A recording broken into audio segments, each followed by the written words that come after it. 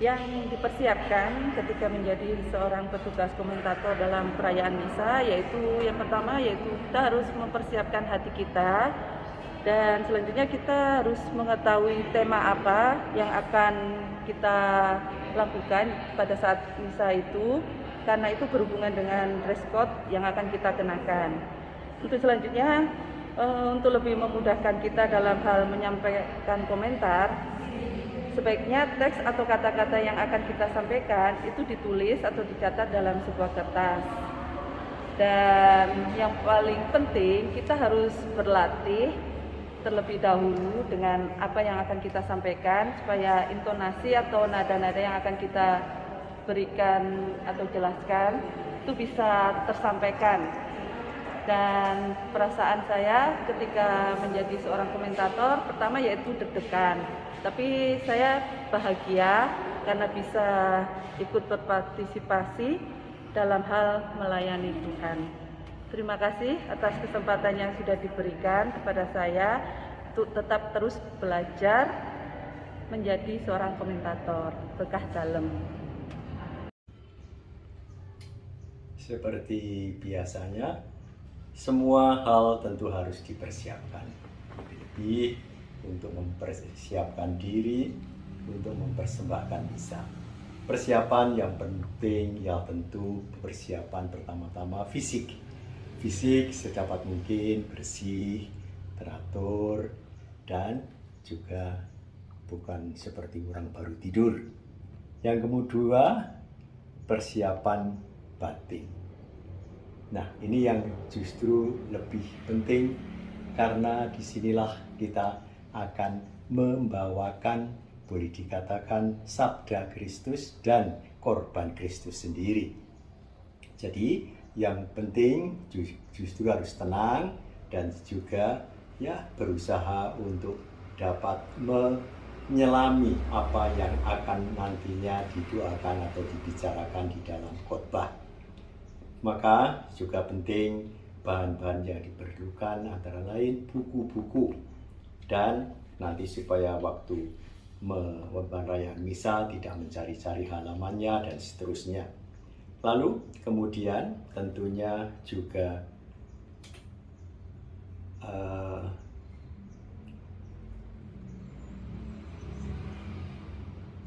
pendapat atau bukan pendapat tetapi keinsyafan bahwa mau mengadakan korban Kristus, karenanya ya sedapat mungkin dirinya melakukan apa yang dikerjakan Kristus pada waktu mempersembahkan misa itu.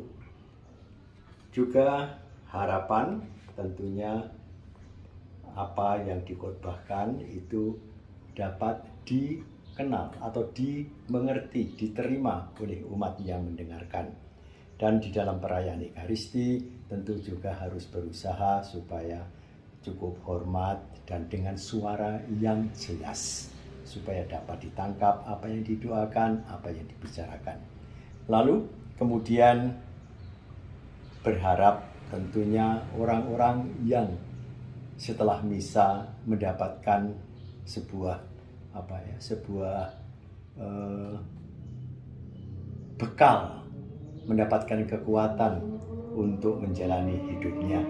Dan tentunya imam sendiri merasa juga puas dengan apa yang telah dilaksanakan di dalam perayaan Ekaristi itu. Maka harapan tentunya bahwa orang-orang juga mendapatkan apa sebagai bekal untuk hidup selanjutnya. Gitu. Setelah perayaan Ekaristi tentu juga merasa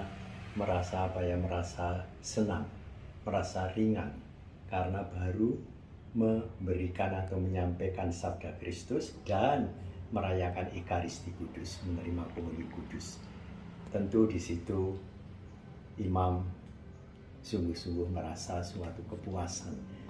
Karenanya imam tentunya sangat diharapkan juga sebagai hasil dari persiapan sebelum misa itu dirasakan juga sesudah misa. Ketenangan batin dan seterusnya. Saya sebagai asisten imam yang ada di paroki Kepanjen ini, saya sungguh merasa senang sebagai asisten imam. Dan ketika saya ditugasi pun saya harus berusaha untuk datang lebih awal. Sebab kalau kita sebagai petugas datang terlambat, itu akan mempengaruhi dalam tugas kita. Sehingga hati kita pun tidak bisa tenang, tidak bisa melayani dengan baik.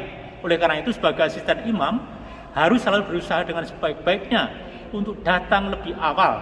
Dan juga harus menyiapkan diri dengan sungguh-sungguh, terutama hati kita. Karena kita akan melayani umat, supaya kita sungguh-sungguh bisa melayani dengan baik. Sebab dengan demikian, sungguh kita pun merasa bangga, merasa senang sebagai asisten imam, dapat melayani umat. Ini merupakan suatu kesempatan yang baik. Oleh karena itu, sebagai asisten imam, harus selalu berusaha untuk yang baik untuk melayani umat, dengan sikap yang ramah dan juga rendah hati. Sebab dengan demikian, tentu umat pun akan merasa bahagia, merasa senang untuk kita layani.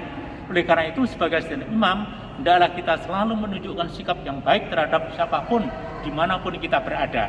Dan juga sewaktu-waktu kita ditugasi, entah kapan secara mendadak atau tidak, hendaklah kita pun selalu siap-siap. Sebagai asisten imam, baik di paroki maupun di lingkungan atau di stasi, kita harus selalu siap seandainya nanti sewaktu-waktu kita ditunjuk dengan tiba-tiba. Tidak boleh asisten mengatakan, saya tidak ada waktu, tidak ada kesempatan, tidak ada persiapan. Tapi kita sebagai asisten yang baik, hendaklah kita selalu siap. Dan juga ketika ada doa-doa apapun di lingkungan, di wilayah atau stasi, kita harus selalu siap. Dan juga jika di paroki pun kita dibutuhkan suatu waktu, hendaklah kita menerima dan melaksanakan tugas itu dengan baik dan juga dengan sikap rendah hati. Oleh karena itu sebagai asisten imam yang baik, harus selalu menyiapkan diri dengan baik, berusaha dengan sungguh-sungguh agar nanti dapat memberikan yang terbaik untuk Tuhan. Saya kira itu yang dapat kami rasakan, kami alami sebagai asisten imam, dan saya sungguh-sungguh merasa bangga diberi tugas seperti ini untuk ambil bagian di dalam pelayanan kepada umat, terlebih kepada Tuhan sendiri. Sekian, terima kasih. Kami adalah koster di Paroki Maria Tabernaura Kepanjen. Hal-hal yang kami persiapkan pada perayaan Ekaristi adalah sebagai berikut. Hal-hal yang kita persiapkan untuk perayaan Ekaristi adalah peralatan misa kita susun di atas altar, begitu juga dengan kasula untuk romo. Dan pada mulai misa kita koster berdiri di depan di dalam sakristi untuk siap-siap melayani romo ketika romo ada keperluan. Dan begitu pun dengan selesai misa kita siap-siap kembali peralatan misa dan membersihkan gereja lalu menguncinya kembali. Kami senang menjadi koster karena melayani Tuhan dan umat. Terima kasih, berkat dalam. Perkenalkan, kami Mistina dari Paroki Maria Tak Bernoda Kepanjen. Hal yang kami persiapkan sebelum melayani perayaan Ekaristi yang pertama adalah menyiapkan hati, batin, dan pikiran kita agar bisa melayani Romo dengan baik. Selanjutnya, kami akan berlatih tata cara pelayanan Mistina. Yang terakhir, kami sebagai petugas Mistina akan hadir 30 menit sebelum perayaan Ekaristi dimulai. Perasaan kami senang bisa melayani Tuhan, Romo, dan umat gereja. Terima kasih, berkat dalam.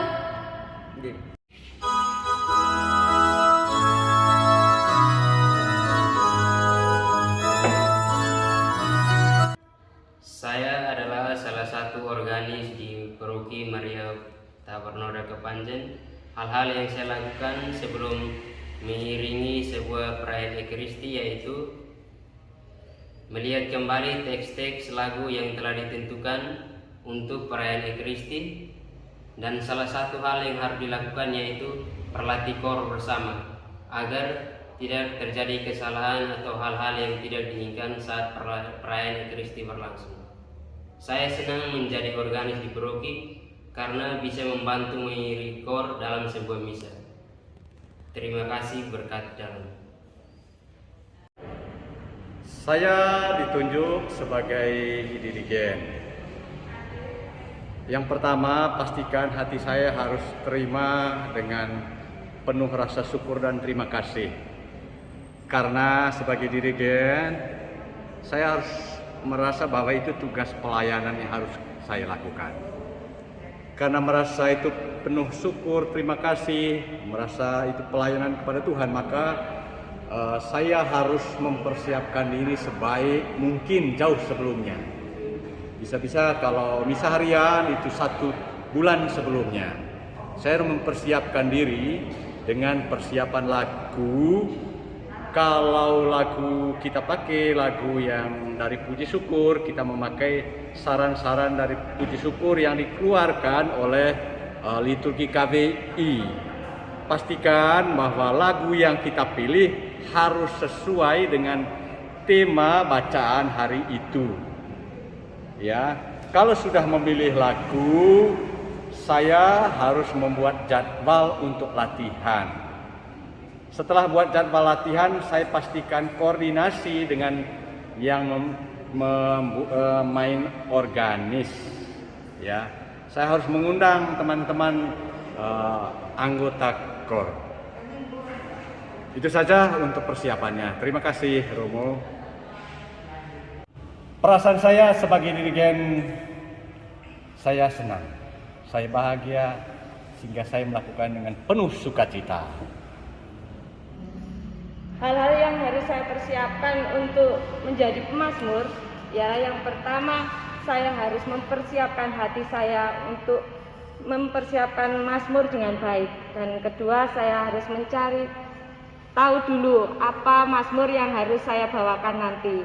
Setelah itu saya harus belajar terus-menerus supaya nanti di hari H saya bisa membawakannya dengan baik. Dan yang ketiga, saya harus belajar bersama dengan organis supaya nanti waktu menyanyikan bisa pas dan tidak ada nada yang salah. Untuk perasaan saya untuk menjadi pemazmur itu sangat senang sekali karena saya dipercaya untuk membawakan mazmur ini. Mungkin seperti itu. Terima kasih, berkah dalam. Halo, perkenalkan, saya salah satu petugas lektor di Paroki Maria Tak Bernoda, Kepanjen. Hal-hal yang akan saya persiapkan sebelum saya membacakan Sabda Tuhan, yaitu yang pertama, saya akan menyiapkan bacaan yang akan saya bacakan. Lalu, saya akan berlatih bagaimana cara membacakan Sabda Tuhan dengan cara yang baik dan benar. Dan yang terakhir, saya akan menyiapkan hati dan pikiran saya agar pada saat saya membacakan Sabda Tuhan, hati dan pikiran saya menjadi tenang.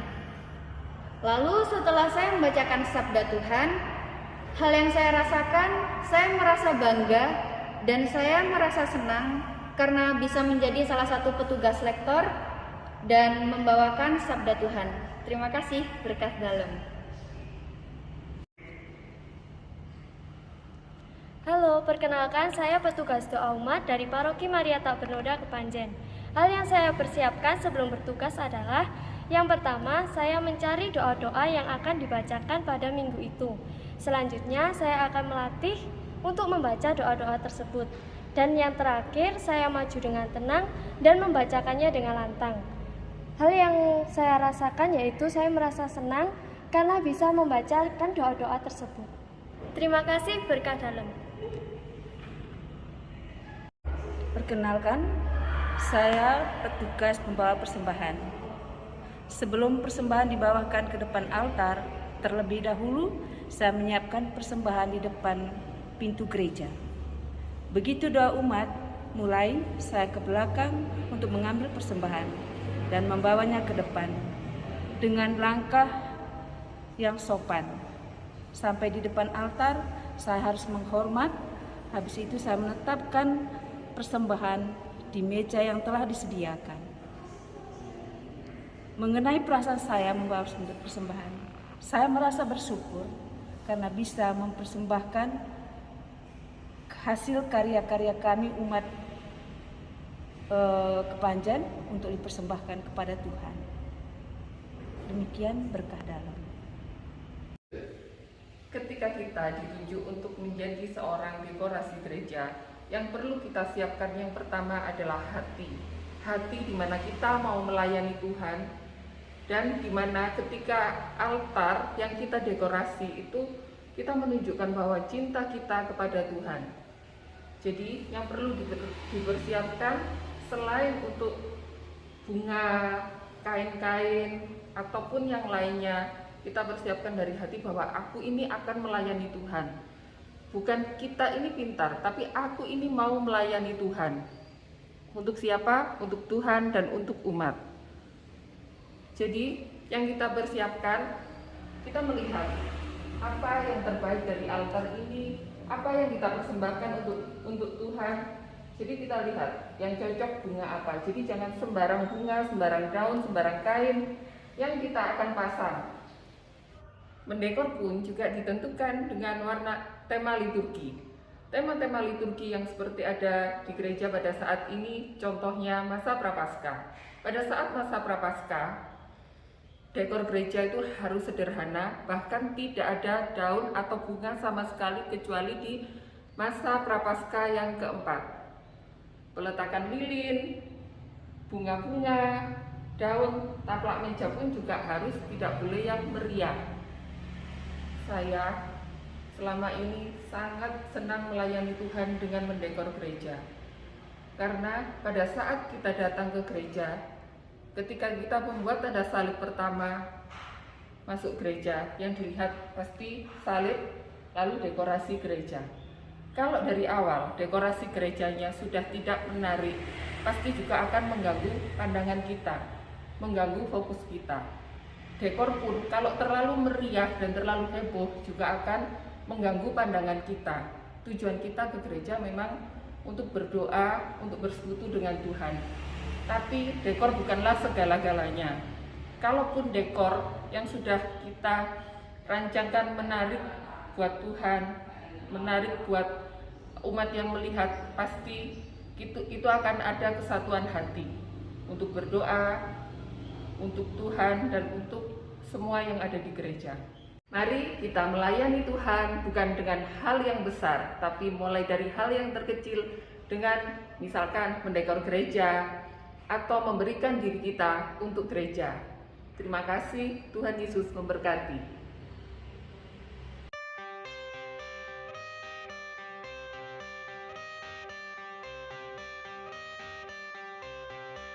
I got the cash in the bag, stadium packed, born a rock star in this life gone.